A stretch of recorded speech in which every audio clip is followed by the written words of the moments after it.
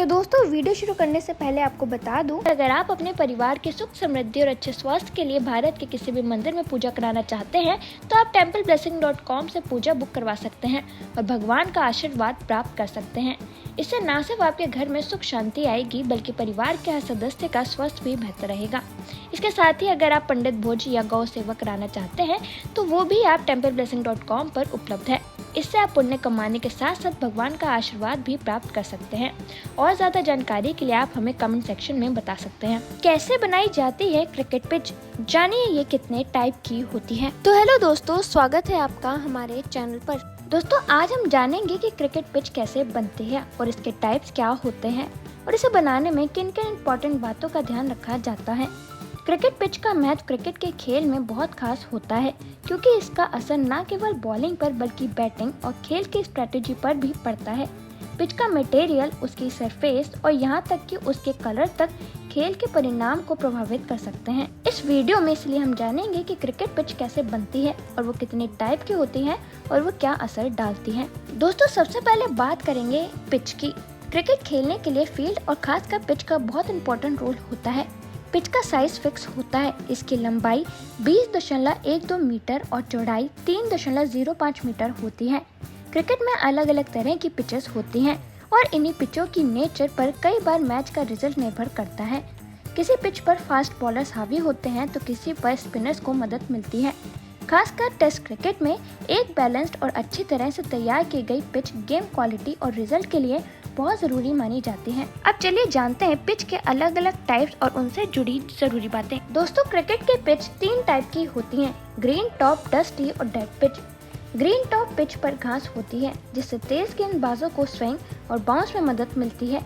ऐसे पिच पर शुरुआत में बल्लेबाजी करना काफी मुश्किल होता है। फिर आता है डस्टी पिच। डस्टी पिच में मिट्टी अधिक होती है और सतह जल्दी टूट जाती है जिससे स्पिन गेंदबाजों को टर्न और ग्रिप मिलती है। वहीं डेड पिच एक ऐसी पिच होती है जिसमें ना तो तेज गेंदबाजों को मदद मिलती है और ना ही स्पिनर्स को।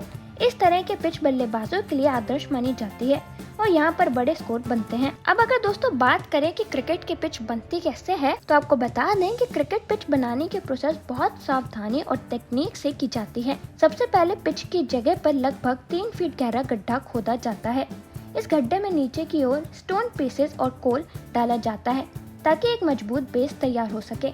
इसके बाद उस पर हैवी रोलर चलाया जाता है जिससे सरफेस अच्छी तरह से प्रेस हो जाए और मजबूत बन सके। इसके बाद बेस को और ज्यादा स्ट्रॉन्ग बनाने के लिए इसमें ब्लैक सॉइल, रेड सॉइल और सैंडी सॉइल का मिक्स किया जाता है।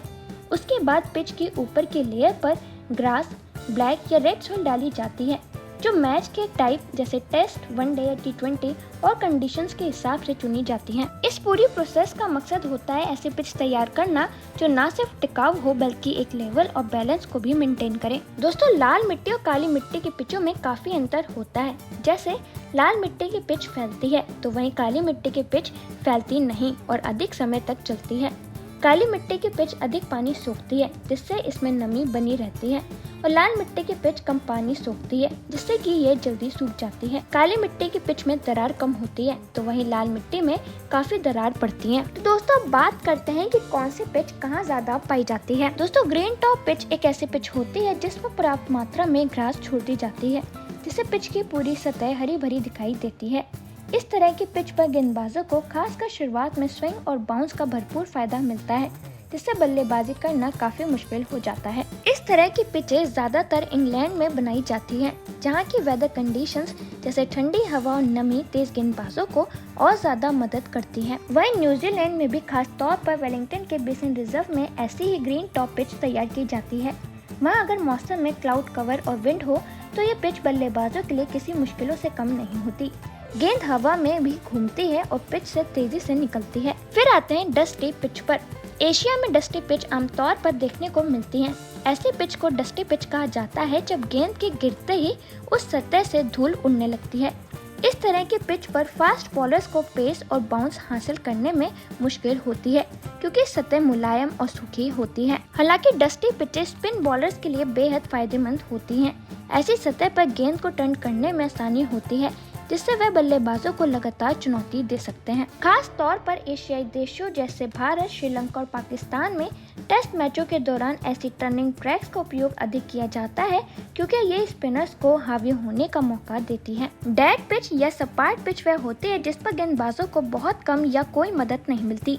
ऐसे पिच पर गेंद सतह पर गिरने के बाद सीधे और आराम से बल्ले तक पहुंचती है, जिससे बल्लेबाजों को रन बनाना आसान हो जाता है। इसी वजह से लिमिटेड ओवर्स यानी वनडे और T20 क्रिकेट में इन पिचों का ज्यादा इस्तेमाल होने लगा है क्योंकि यहाँ हाई स्कोरिंग मैच होते हैं जो दर्शकों के लिए रोमांचक साबित होते हैं। हालांकि टेस्ट क्रिकेट में अगर ऐसे पिच का इस्तेमाल हो तो मैच के ड्रॉ होने की संभावना बहुत बढ़ जाती है क्योंकि गेंदबाजों को विकेट निकालने के लिए कोई खास मदद नहीं मिलती। इस वजह से डेड पिचेस ज्यादातर शॉर्ट फॉर्मेट क्रिकेट के लिए बेहतर मानी जाती हैं। फिर आती है ड्रॉप इन पिच।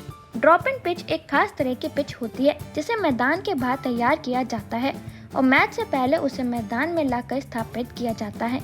ये तकनीक खास उन मैचों के लिए उपयोगी होती है जो मल्टीपर्पस होते हैं, यानी जहां क्रिकेट के अलावा अन्य खेल या इवेंट्स भी होते हैं। ड्रॉप इन पिच को सबसे पहले वेस्टर्न ऑस्ट्रेलिया क्रिकेट एसोसिएशन के क्यूरेटर जॉन मैली ने वर्ल्ड क्रिकेट सीरीज के दौरान डिजाइन और इस्तेमाल किया था। दोस्तों, ड्रॉप इन पिचों का फायदा ये है कि उन्हें जरूरत के मुताबिक कहीं भी बनाया और ट्रांसपोर्ट किया जा सकता है, जिससे आयोजन स्थल को जल्दी तैयार किया जा सकता है। वहीं आपको बता दें कि टेस्ट मैच के लिए आदर्श पिच ऐसी होनी चाहिए जो गेंदबाजों और बल्लेबाजों दोनों को बराबर मदद दे। एक अच्छी टेस्ट पिच पर पहले दिन गेंदबाजों को स्विंग और बाउंस मिलना चाहिए ताकि शुरुआत में बल्लेबाजों को चुनौती मिले। साथ ही अगर पिच पर इस तरह की स्थितियां हैं तो इसका मतलब है कि बाद में पिच पर टर्न भी जरूर मिलेगा जो स्पिन गेंदबाजों के लिए फायदेमंद होगा। वहीं दूसरे और तीसरे दिन पिच को सूखा होना चाहिए, लेकिन ऐसा नहीं है कि बल्लेबाजी के लिए हालात बहुत कठिन हो जाएं।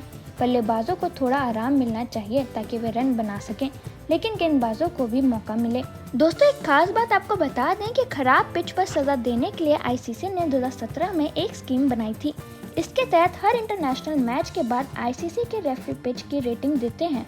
अगर पिच को औसत से नीचे, खराब या अनफिट रेटिंग मिलती है तो उसे डिमेरिट पॉइंट दिए जाते हैं। दोस्तों, अगर कोई मैदान 5 साल के अंदर 5 डिमेरिट पॉइंट्स प्राप्त करता है तो उसे 12 महीने के लिए इंटरनेशनल मैचों की मेजबानी का अधिकार नहीं मिलता। इस स्कीम का उद्देश्य मैदानों पर उचित पिच तैयार करना और क्रिकेट के स्तर को बनाए रखना है ताकि खिलाड़ियों को सही और चुनौतीपूर्ण परिस्थितियां मिले। दोस्तों, ये थी पिचों से जुड़ी कुछ खास जानकारी। अब आपको इनमें से कौन सी सबसे अच्छी लगी हमें कमेंट सेक्शन में जरूर बताएं। तो दोस्तों, वीडियो खत्म करने से पहले मैं आपको बताना चाहती हूँ कि अगर आप अपने परिवार की सुख समृद्धि और अच्छे स्वास्थ्य के लिए भारत के किसी भी मंदिर में पूजा कराना चाहते हैं तो आप templeblessing.com से पूजा बुक करवा सकते हैं और भगवान का आशीर्वाद प्राप्त कर सकते हैं। इससे न सिर्फ आपके घर में सुख शांति आएगी बल्कि परिवार के हर सदस्य का स्वास्थ्य भी बेहतर रहेगा। इसके साथ ही अगर आप पंडित भोज या गौ सेवा कराना चाहते हैं तो वो भी आप templeblessing.com पर उपलब्ध है। इससे आप पुण्य कमाने के साथ साथ भगवान का आशीर्वाद भी प्राप्त कर सकते हैं। और ज्यादा जानकारी के लिए आप हमें कमेंट सेक्शन में बता सकते हैं। तो दोस्तों, आज के इस वीडियो में इतना ही। आई होप आपको ये वीडियो पसंद आई होगी। अगर आपको ये वीडियो पसंद आई है तो लाइक करें, कमेंट करें और आपको हमारे चैनल पर न्यूज़, एंटरटेनमेंट और मिस्ट्री से रिलेटेड वीडियोस और शॉर्ट्स दोनों मिल जाएंगी, तो वो देखना ना भूलें। और अगर अभी तक आपने हमारे चैनल को सब्सक्राइब नहीं किया है तो हमारे चैनल को जल्दी से सब्सक्राइब कर लें।